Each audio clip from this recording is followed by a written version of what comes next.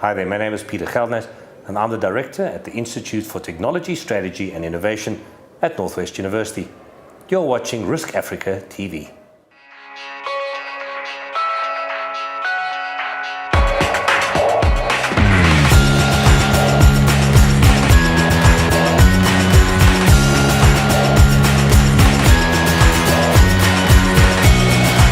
Firstly, I spoke about the opportunities that will be unlocked in a world of IoT, the Internet of Things, and machine learning. So what are the new opportunities that insurers can unlock in the not too distant future?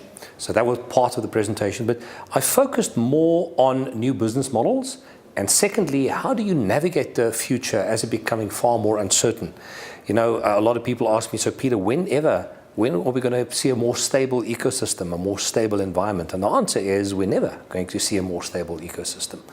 We need to adapt to that uncertainty. And that was the second part of my presentation. So the first one, what are the new business models that you can unlock through IoT and machine learning? And secondly, how do you navigate in these uncertain, unpredictable and volatile worlds?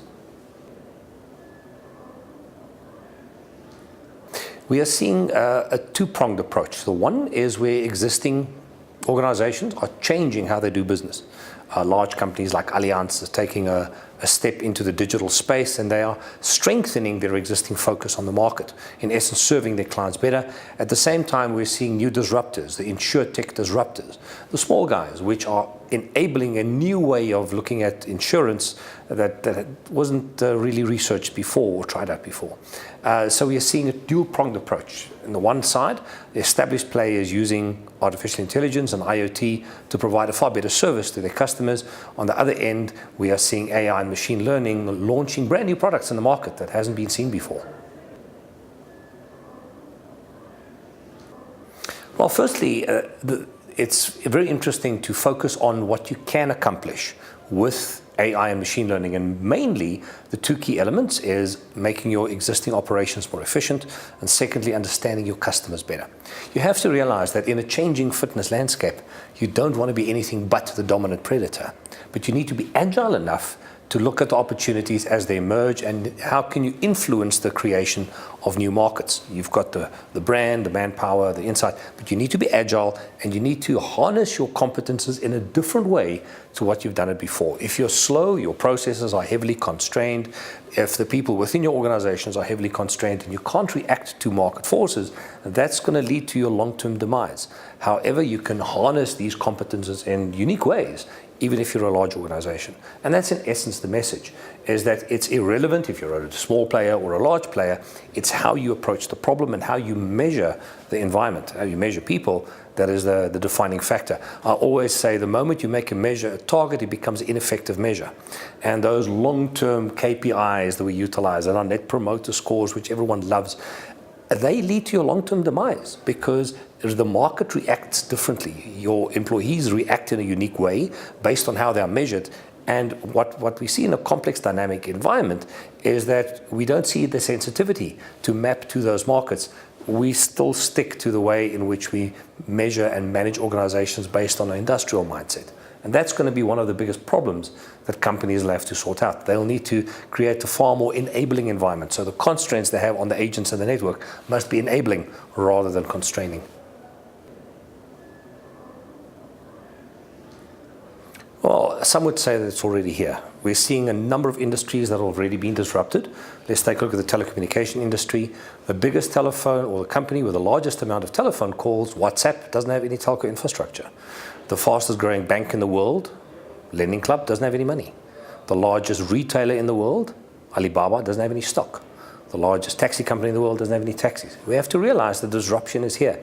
The problem is that most organizations talk about the VUCA world, but they don't give you any indication of how you need to change your mindset. We see the all same platitudes that we've seen in the 80s and even in the 70s in management and leadership science. It's nothing different to what we've seen in the past. No one is actually really saying this is how you need to take a look at the world differently. And that's what I tried to do in the second part of my presentation. I spoke about complex adaptive systems, not seeing the markets as a predictable audit system where you have a predictable mindset of a year and certain measurements to measure how your guys and your employees react on that vision. I focused more on how nature handles complexity and innovation. So I spoke about complex adaptive systems, and I gave the guys a brief introduction into 5 or 6 words. I have a presentation with 25 new words, but I gave them a brief insight into 5 new words that are founded in evolutionary biology, anthropology, virology, and this is the basis on how you react quickly to a dynamic ecosystem. So in a changing fitness landscape, you need to be far more proactive in co-creating new markets.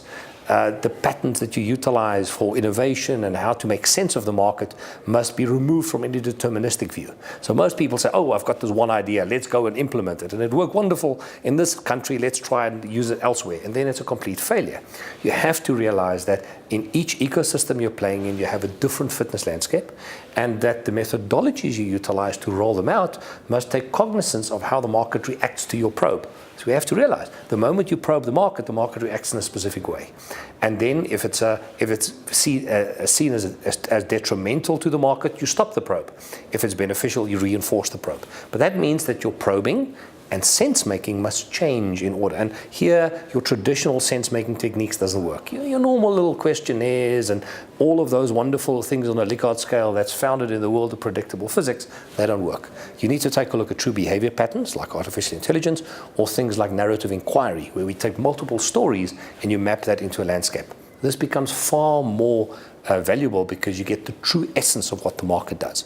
And that's the difference between these two mindsets. So in my talk, I spoke about complex adaptive systems, and with the realization that humans are complex systems. We're not predictable linear systems.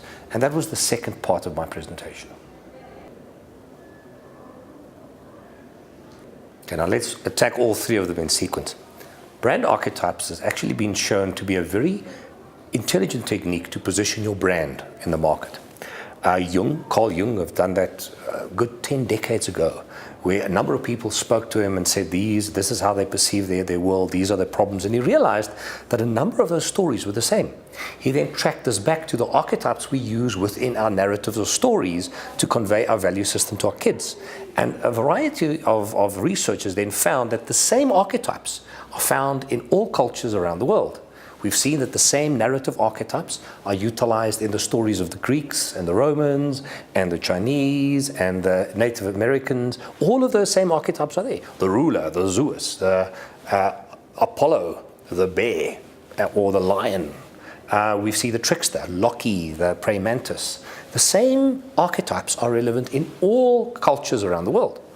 And about 15 years ago, people started realizing that the strongest brands in the market are actually aligned to these archetypes. The archetype of the hero and the archetype of the ruler. So in my talk, I gave an example of how the car industry, which have got huge competition for the last 10, 11 decades, have utilized this to an nth degree. You know, the moment you see a new car, it's got wheels, engines, beautiful dash, underlying technology and engineering. The moment you look at a new vehicle, you think, wow, that's a beautiful vehicle. And then you walk up close and you see the badge on it. And if it's a badge that you align yourself to, you say, whoa, that's really interesting. And if it's a brand that you didn't think would make this car, you would immediately have a different idea of the car. So each one of us have got this collective unconscious, these underlying emotions, which in essence link to our understanding and our alignment with a brand. For example, Mercedes-Benz aligned to the ruler archetype, BMW to the hero archetype, Volkswagen to the everyman archetype. If we take a look at Volvo, they align to the caregiver archetype. Alfa Romeo, the lover archetype. And we are seeing this in all industries. In chocolates, Bar One, the hero archetype. Kit Kat, the everyman archetype. You see the same in whiskies, where there's a difference between Johnny Walker and Captain Morgan being the outlaw archetype. And clever organizations create an alignment to this main archetype. As an insurance industry or insurance company, you need to ensure that every single bit of your communication that goes throughout your communication network, and even that inherent within your agents, is supporting the main archetype and the value proposition that a specific insurer plays with. So that's the main archetype element.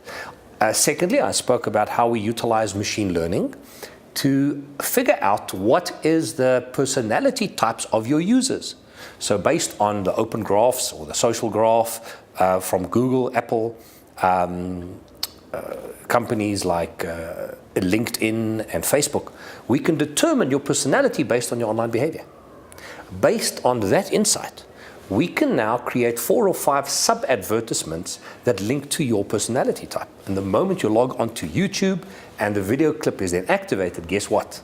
It's not a unified clip that is shown to everyone. That clip is now linked to your personality. So based on old ideas of market segmentation and what videos we show to what groups, we're now seeing that certain videos are more applicable based on your personality type rather than your social status. And you can actually get a far better alignment between yourself and your company if you start utilizing these new techniques in order to focus on markets. In the world of IoT, we are seeing wonderful new technologies. For example, we're seeing the Alphabet Nest or the Google Nest outdoor camera, and that camera looks at human pattern movement. So it doesn't send a text to your phone if it only picks up movement. It actually tells you this is a human movement, and only then does it warn you. So by putting artificial intelligence behind certain devices, we are enhancing their utilization and making them far more useful. Look at face recognition within motor vehicles, or these online cameras that you can utilize. In a number of instances, in a number of geographies, some of these dashboard cameras are not allowed because it actually records people without their consent. And artificial intelligence is again used to map out their faces.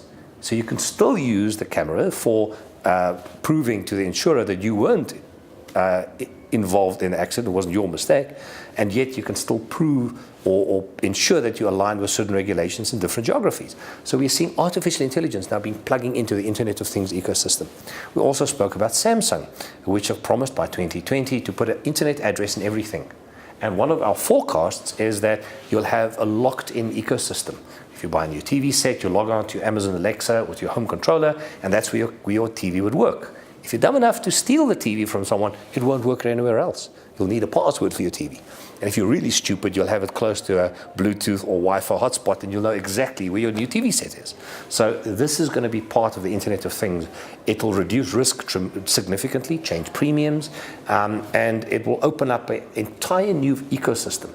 Finally, we focused on how this new ecosystem allows insurers to go beyond just their normal practices.